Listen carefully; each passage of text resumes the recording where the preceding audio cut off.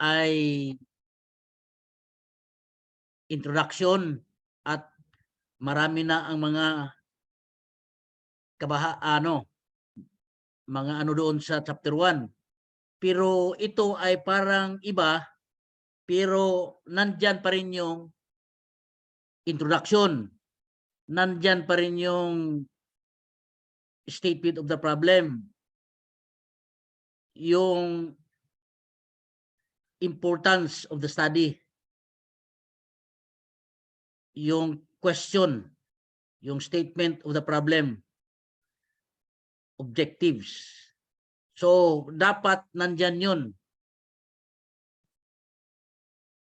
At siyempre yung area or research local or kung saan, kung halimbawa leadership yung research nyo, quanti, so i-identify yung saan at saka yung mga magiging respondents kung ang study nyo ay quanti or either quali.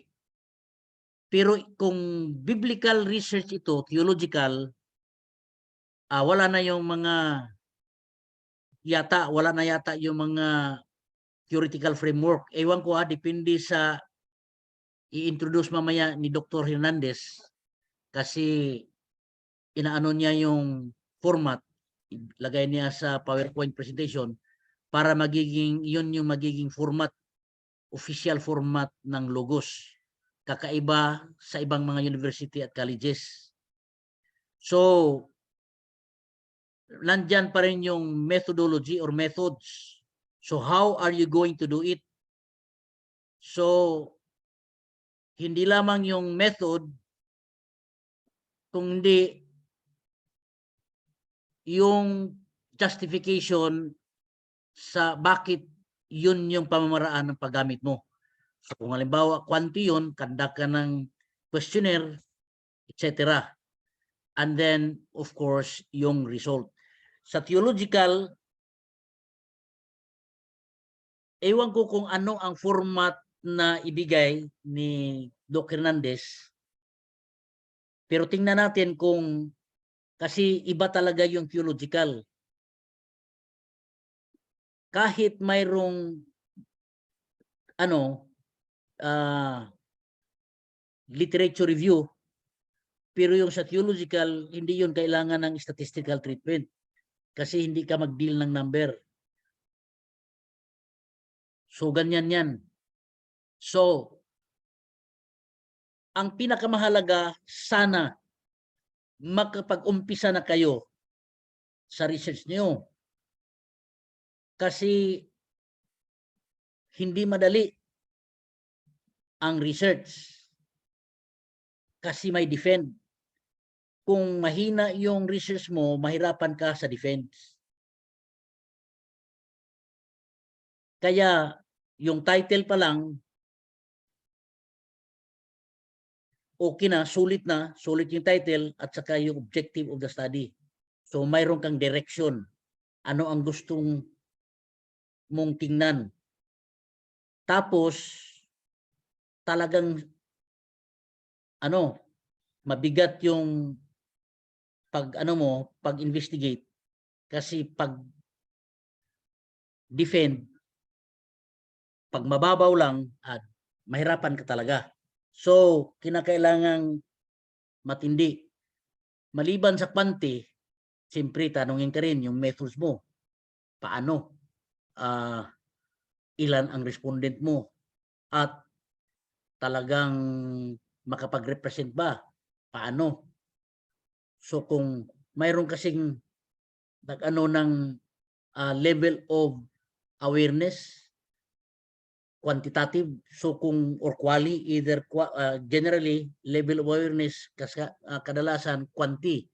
So mayroong i-draft na questionnaire, minsan yung questionnaire ay adapted or kayo lang ang nagawa at nangangailangan ng validation. I-validate yung question. So, maisubok yun. At saka, kung theological, siyempre books lang ang ano dyan. Bible at saka books, references. At hindi rin yun madali, depende sa sa topic mo o title mo. Halimbawa, yung kay Brad Aris, yung sa kanya ay tungkol sa itik. Kung ang itik ay kasali ba sa clean or unclean. So yun yung topic niya. So i-determine niya sa saan na category na ilagay o nabilong ang itik. Kasi walang itik sa Bible. Kagaya rin ng manok. Sa Leviticus 11 at saka Deuteronomy 14, walang makita mong manok dyan. Wala ka rin makitang itik dyan sa original language. Pero sa translation, mayroong itik. Kaya nga, i-investigate niya kung tama bang translation yun o hindi. Yung salitang tinshimit sa Hebrew. So kung iba ang tinshimit at ang dapat na translation ng tinshimit ay owl, so ang tanong ngayon, yung itik saan ba mabilong? Kagaya ng manok. Kumakain tayo ng manok. Pero nailagay ba yon sa Leviticus 11 na sinabi doon ito ay kasali sa mga malinis?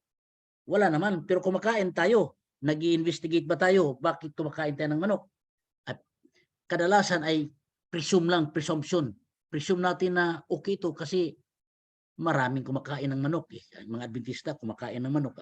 Siguro kasali ito, pero natingnan ba talaga sa Bible na ito ay kasali sa mga malinis? So kailangan talaga ng biblical investigation. So ano ang mga magiging presumption?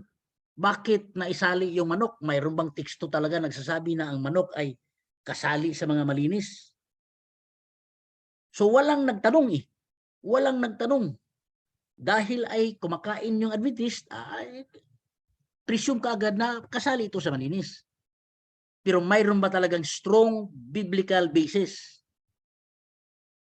Yun yung tanong. Kasi may mga binanggit sa Bible na pwedeng kainin, pero walang sinabi doon manok, kasali, na ibanggit. Yung itik sa ibang translation, na isali siya sa mga marumi. So, yun yung pag-i-investigate. Is it based on biblical fact or based on biblical assumption? Is it just based on mere assumption? So common assumption ay yung mga Hudyo talagang hindi nagbuhi. Ano ba yung sa Bisaya yung nagbuhi? Alaga. Hindi nag-alaga ng mga marurumi. Kung malaman nyo, mayroong possessed by demon, yung tao, mayroong herd of pigs, swines. Lumipat yung espiritu doon sa mga swine at the swines jump off the sea and they all died. So, but that was not inside Jerusalem. It was not inside the territory of Jewish inhabitants. But what you will notice, when Christ was arraigned in the Jewish court before the Sanhedrin, Peter was there. And there was a cock crowing. That's why he denied Christ after the cock crowed thrice. So pagkatapos magtugtugaok yung manok, doon na realize ni Peter na talagang he denied his Lord. So what is the assumption in that scenario? There was a rooster. So there was a chicken. And if it belongs to an unclean category of fowls, chicken has no place there. because that is considered abominable. So it is presumed that they are domesticating chicken. And if they domesticate chicken, that implies that it belongs to the clean fowls. So that is only an assumption. But is there a clear, explicit instruction from the Bible that chickens belong to the clean fowls or clean birds? That's another thing. It has not become an issue, and it never entered into a debate whether chicken belong to clean animals or fowls. That means that everybody accept it to be clean. Kahit mga Katoliko hindi nagtanong. Kahit mga hindi, yung mga hindi nagtanong, o bakit kumakain kayo ng manok na nabilong naman yan sa marumi. So walang nagtatanong, walang nag-question. Even in the Adventist community, even among the Adventist circle, it is not debated. It is not questioned. It is not asked. So everybody accept it as a fact that chicken belongs to the clean fowls.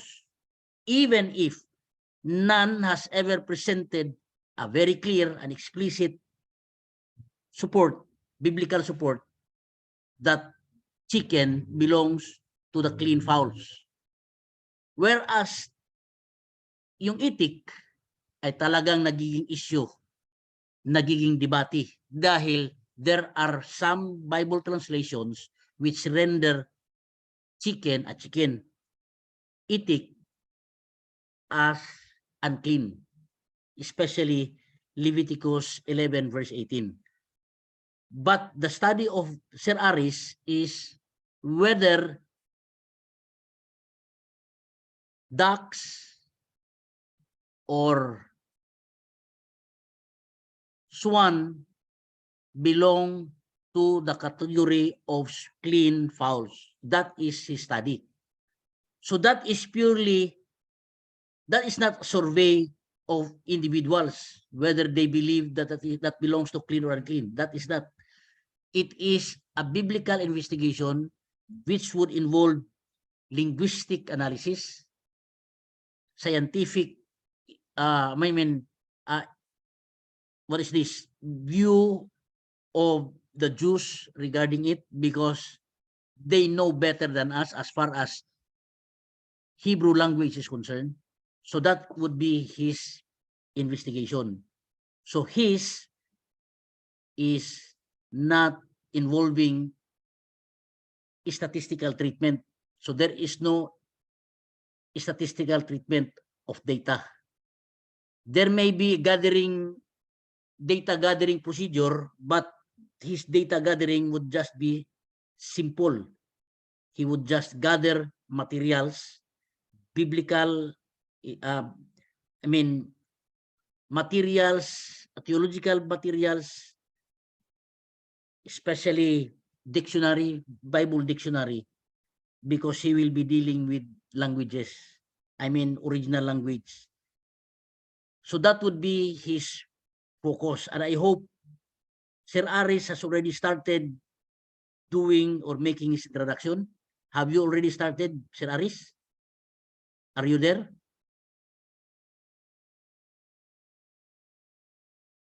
Hello? So maybe Sir Aris is not around, but I hope that he has already started doing the introduction for his research. It is very important that you can begin with your introduction. Your introduction discusses the question of why. So, why are you going to do it? Or why do you do it?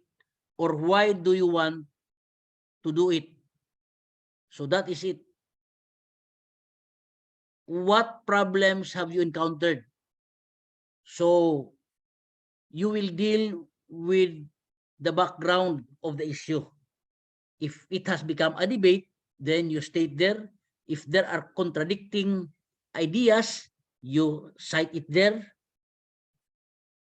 So there is really a problematic issue. There is a background problem. Yes, there is a problem that you will present that justifies why you need or you would push through with that study. So that is in your background, in your introduction. Do not just say something that does not connect with your title or that does not present the issue with its background, because there is no reason for you to conduct a research when you did not see any issue at all, or when you did not find a problem at all. So, for example,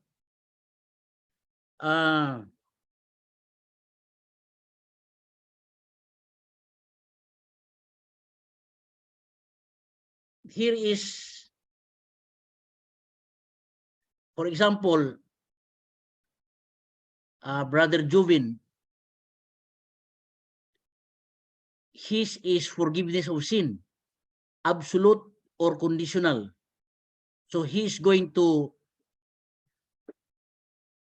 find out whether forgiveness is absolute or conditional, either between man and God or and between man and man. When, for example, Jesus said, Father, forgive them, for they know not what they do. Question. Because Christ prayed for the forgiveness of their sins. Who were those whom he asked for forgiveness? They were the ones who jeered at him, who insulted him, all those who shouted, crucify him. So they were the ones who were mocking at him, ridiculed him. Jesus prayed for their forgiveness. Question. Did the Father forgive them all? If they were all forgiven, because let's say it's unconditional, whether they asked for forgiveness or not, but Christ prayed for their forgiveness, were they all forgiven? And if they were all forgiven, when they all died, were they all saved because they were all forgiven? So there, the issue of conditionality would come in. Would they only be forgiven if they personally ask for forgiveness? Regardless of Jesus prayed for their forgiveness? So this is an issue that Mr. Juven Maxion is going to tackle. Are you there, Brother Juvin? Yes, Doc. Nandito ko po. So I hope that you are contemplating on the initial issue that I have just raised. If rather the forgiveness that Jesus asked to the Father was conditional or not. When he said, Father, forgive them, for they know not what they do.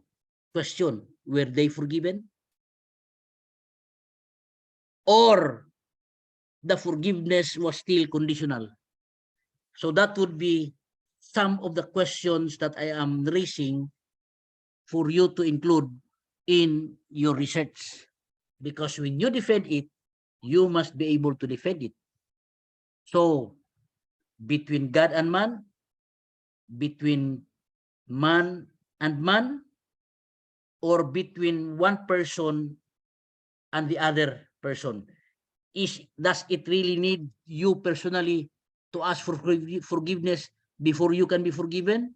Or somebody else would pray for you, pray for the forgiveness of your sin, you can still be forgiven regardless of whether the one concerned is asking for forgiveness or not. Just like Jesus Christ, he said, Father, forgive them. Was his prayer answered or not? Was the answer of the Father conditional or not? But Jesus was praying. So that is a question, initial question, that Mr. Juvin perhaps would include in his paper if he would like to push through with his research regarding forgiveness, whether conditional or not. Conditional, yes or not. So that is very, very important. Absolute or conditional. You have to define what absolute means in your paper. So I am requesting those who have not yet submitted to please, because we run out of time. And those who have already submitted, let us finalize so you can start, so you don't have to defend anymore. Actually, in some universities, they have to defend their title. They will be asked, why is there a need to conduct such a research? What is the relevance of that study? Why you need to push through with that study? And then they would investigate your methodology or your methods of study. That is how other schools are doing it. If you cannot pass, then you have to look for other title. But there is an initial investigation of your title, and then you go to your chapter 1, chapter 2, chapter 3. So chapter 1 is, of course, your background. Then that is in other universities, not in LIMS, because there is a different format for LIMS that will be introduced this afternoon. Introduction, your in chapter 1, usually it's the introduction, the statement of the problem, the theoretical background or theoretical framework, conceptual framework, scope and delimitation, significance of the study, and then limitation, definition of terms. Usually that's the chapter 1. Then the chapter 2 is your review of related literature and studies. And then chapter 3 is your research methodology.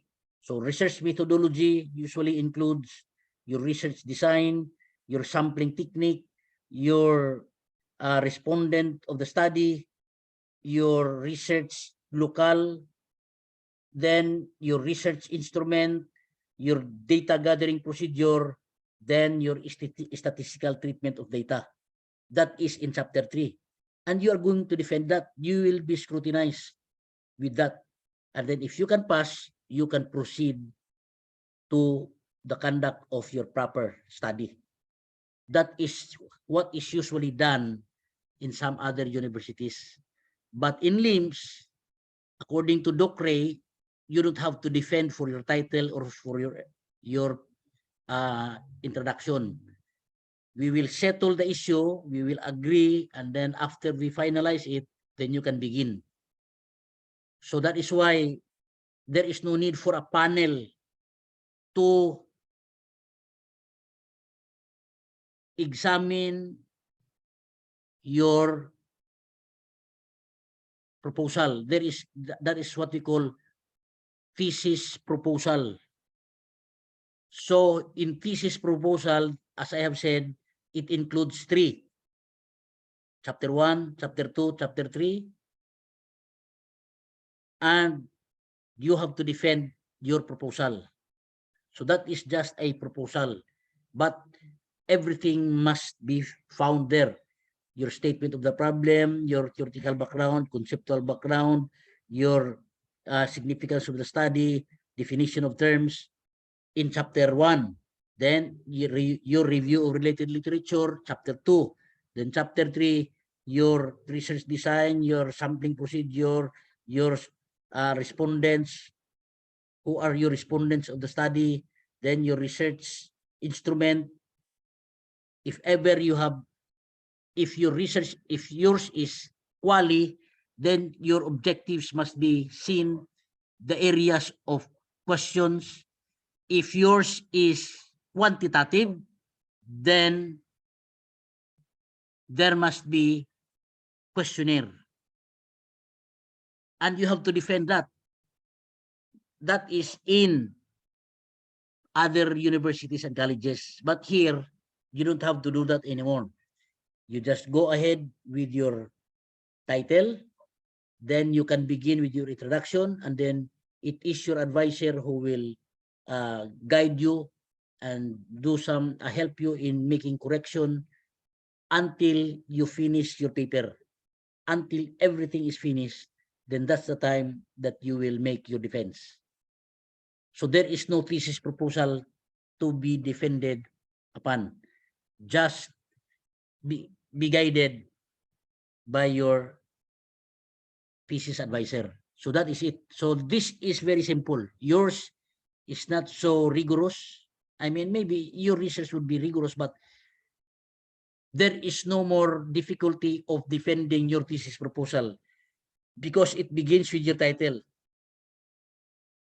If you have made your proposal and in your title alone you are disapproved, everything is erased. So that is the that is the problem with defending your thesis proposal. But here there is no defense for thesis proposal. So basic is your title. There are 2 weeks already that have passed, but only very few have submitted. So I understand that you are having difficulty finding a title. But actually, there are many areas that can be a good research, good research. There are many researchable areas, not only in theology. For example, this one, we have a Congress now. If you can make a study of this youth Congress, perhaps your focus would be on the spiritual impact of those who are attending. Because whether that gathering would be more of socialization rather than spiritual feast.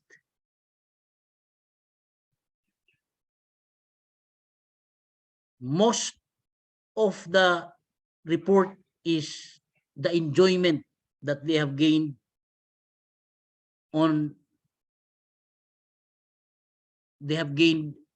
while attending the Congress. This time around, we do not know. We do not know the design of their activities, the design of their program, the design of their religious activities. We do not know. So it would be good if someone would conduct a study regarding the Youth Congress that will begin today or tomorrow. I don't know when the opening will be, but since last week, many have already reached MVC. They have already pitched their tents, and the auditorium, I mean the alumni MVC church was already filled. How much more this week? So if those who go there just go for mere socialization, what is the effect of that to their spiritual life. You see, spiritual life needs to be nurtured, needs to be fed in order for it to be stronger, healthier, ready for the crisis, and much more ready for the second coming of Christ.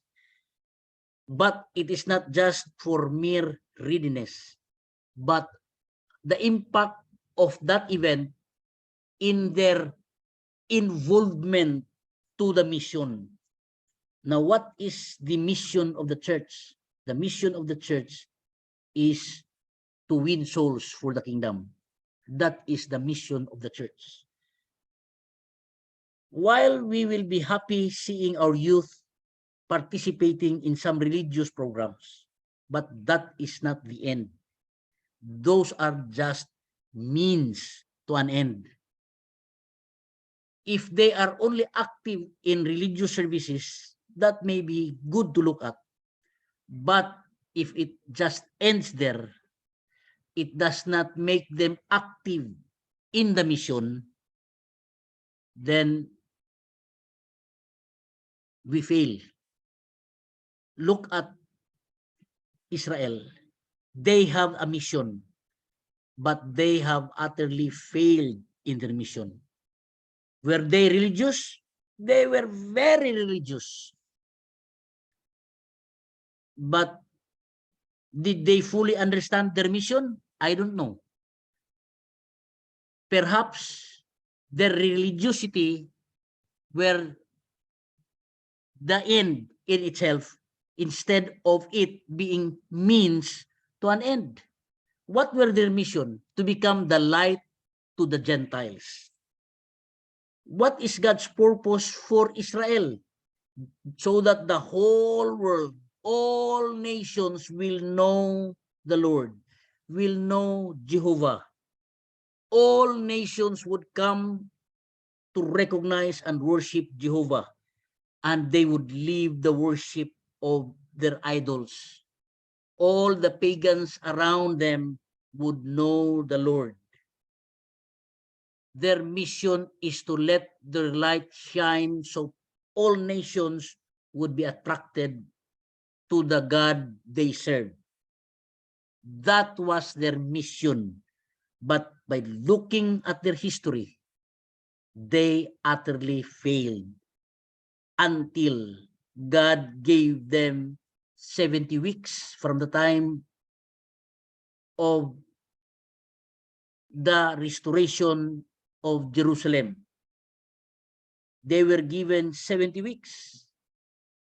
And in that 70 weeks probation, from the time that Jerusalem was restored, when God's people who were taken captives were brought back to Jerusalem, Jerusalem was restored, the temple was restored, they were given 70 weeks. That was 490 years. But when the 490 years had expired, God rejected them as a people because they failed their mission. Now, Seventh-day Adventist Church was established by God for a mission. It is not just for religiosity. The Israelites were religious. During the time of Christ, they were very religious. In fact, they ridiculed and criticized Christ for not having come up with their standard of religiosity. To them, Christ was a violator or transgressor of the Sabbath because Sabbath has to be kept strictly.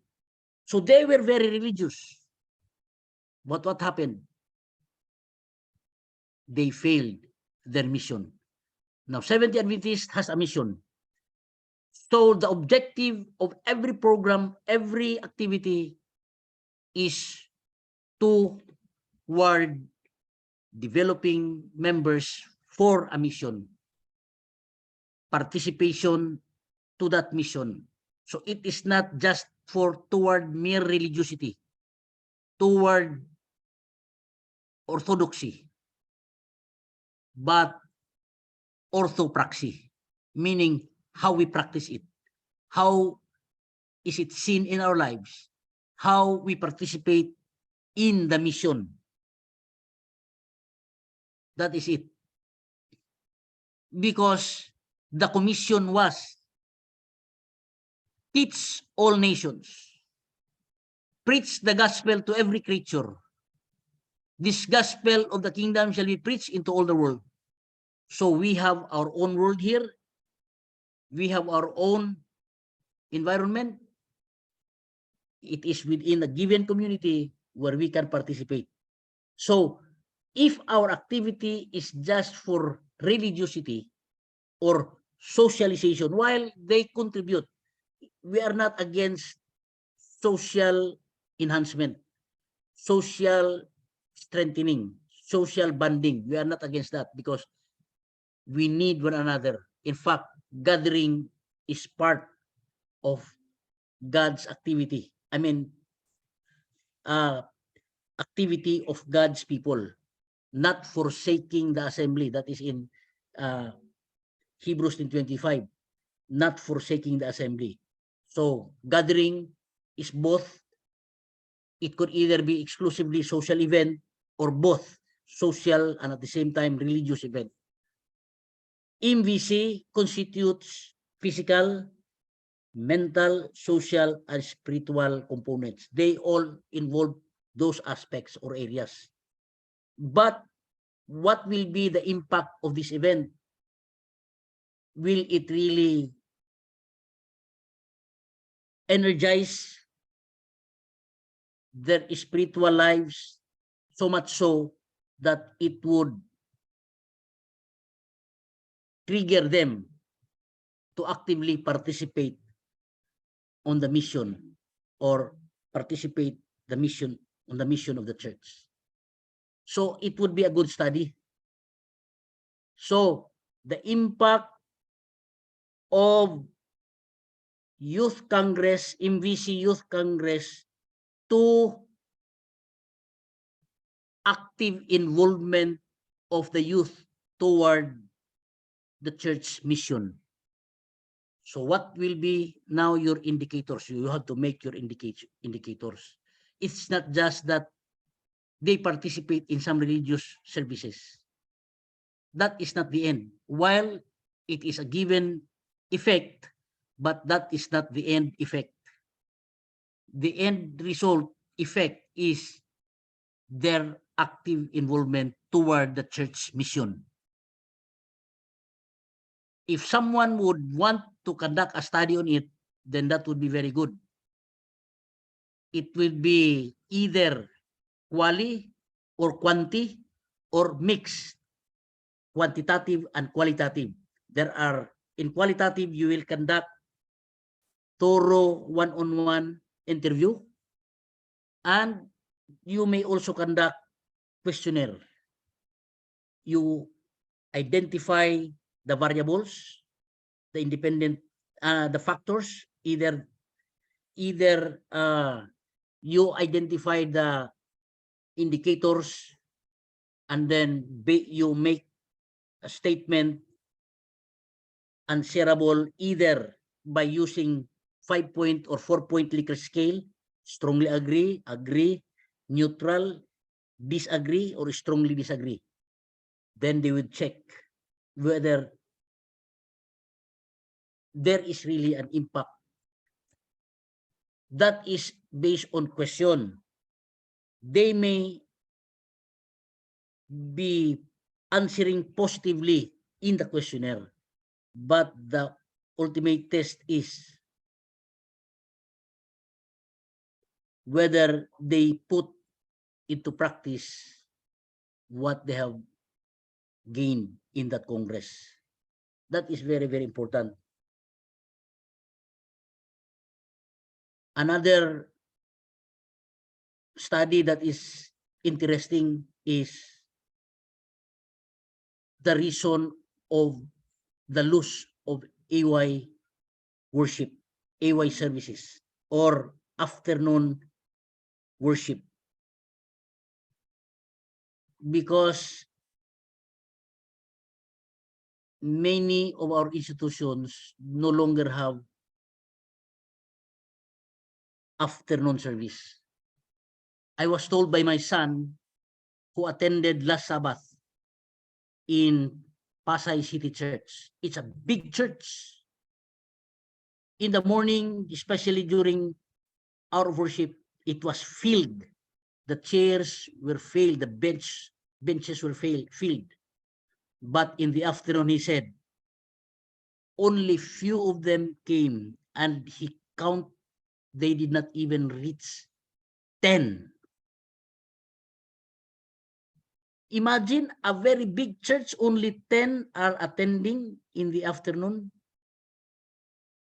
And he was shocked because that was his first time to attend in SPAC, while the number would reduce, but very few reduction only. In MVC, I heard that they are no longer having afternoon worship. They just stay in the dormitory. They are not checked. Unlike during our time, when I was in college, of course, we were on time. The assistant deans would knock all doors, all rooms to attend the Sabbath school. And so everybody were there in the church until hour of worship. In the afternoon, after lunch, some would take a nap, and then after that, the bell will ring, and then the assistant dean would be busy knocking all doors to see to it that all students are in the church again. And that is what I know when I was still a student. But when my daughter became a student, in fact, my daughter has just graduated last year. She graduated in MBC, and I was asking her whether in the afternoon they still have worship service. And she said, no more. There is no more checking of attendance, and no more is attending. I said, even the faculty, much more with the faculty. So, what is happening? Is this a sign or an indication of spiritual deterioration, spiritual declension, or not? Of course, these are just outward manifestation. Usually, we gauge performance or we gauge achievement and what is this? Activeness based on outward observation and manifestation. Relationship to God should not be concluded based on that manifestation. Although these are also outward effect of inner relationship with God. But what is happening with many of our churches now? Before, of course, it is understood that in cities, attendance will reduce. But in countryside,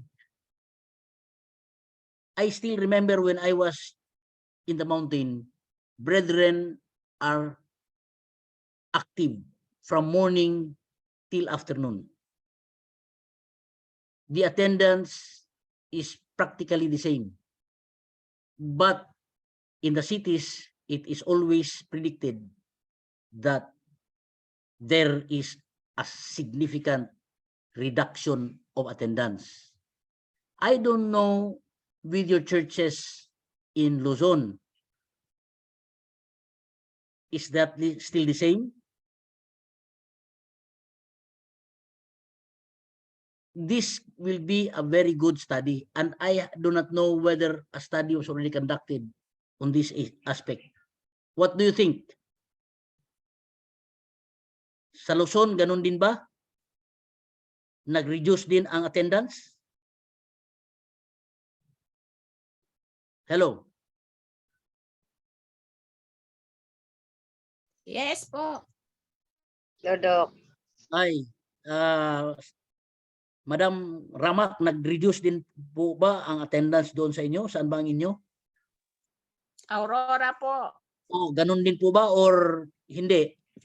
Yes. Nagde-decrease po. Kina favorite, ganun din po ba? Yes, Doc. Grabe. Challenging talaga. Kina Kahit- Janice, doon sa ano? Doon sa Baguio. Sino pa nga yung doon sa Baguio? Doc, si Hindi- Miss May Kalim po. Oh, Kalim. Kumusta sa kanila? Ganun din po ba? Nag-reduce din po ba ang attendance?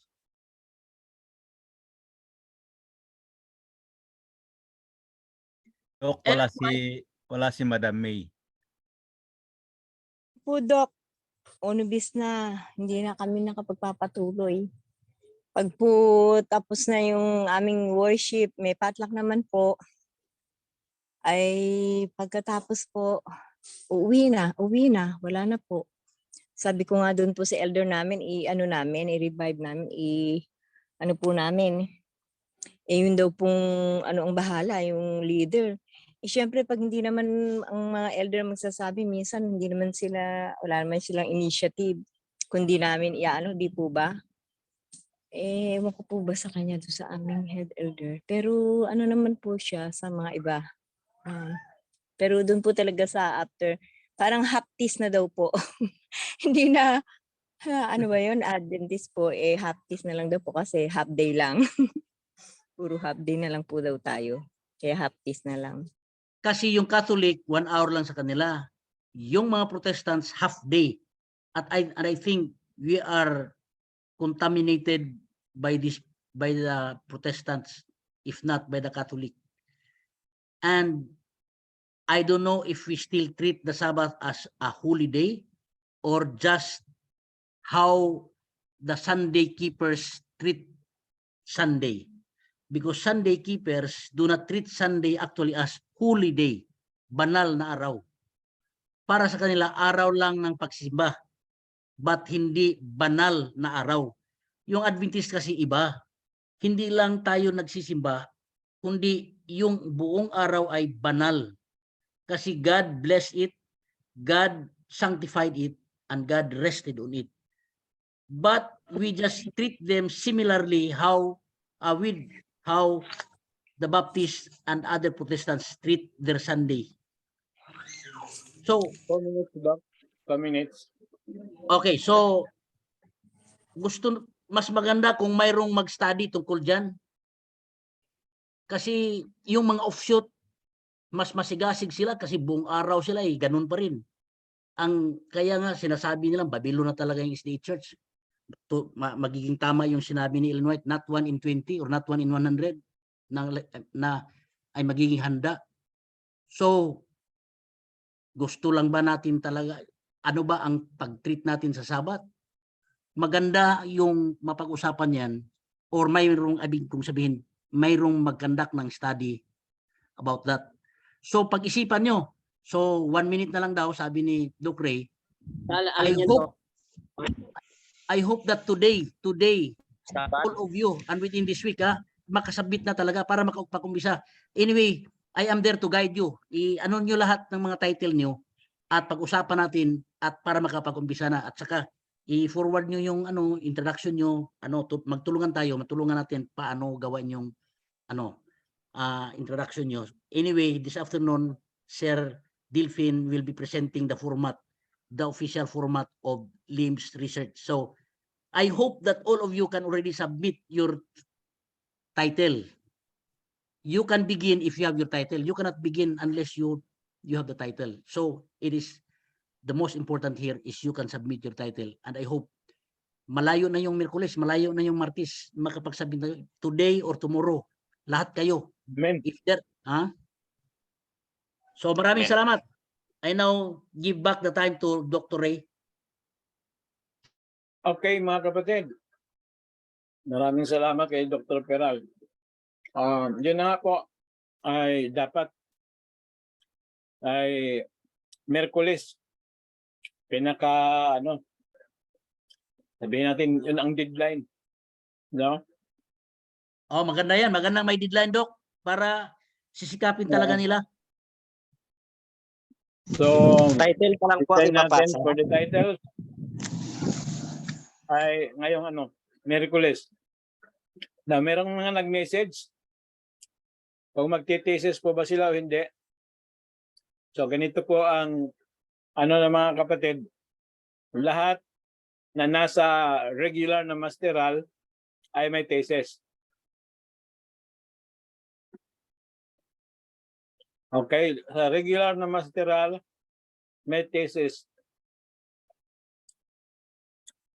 What I mean with regular, yung nasa talaga, nasa degree. Like Master of Divinity, Master of. So yung mga master.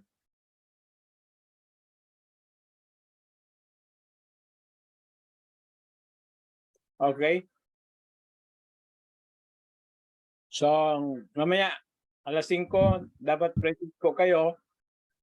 At yung kumukuha ng graduate studies, yung sa diploma, ay dapat andoon din kayo, alas 5. No? So, yung mga DSDIB ngayon,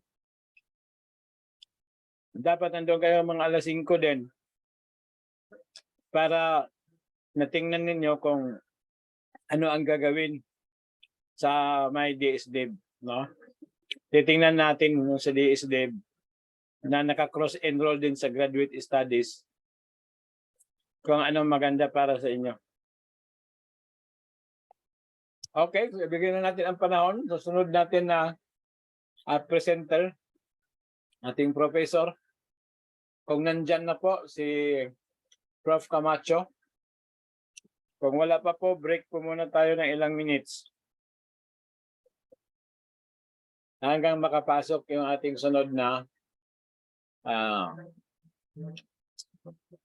professor.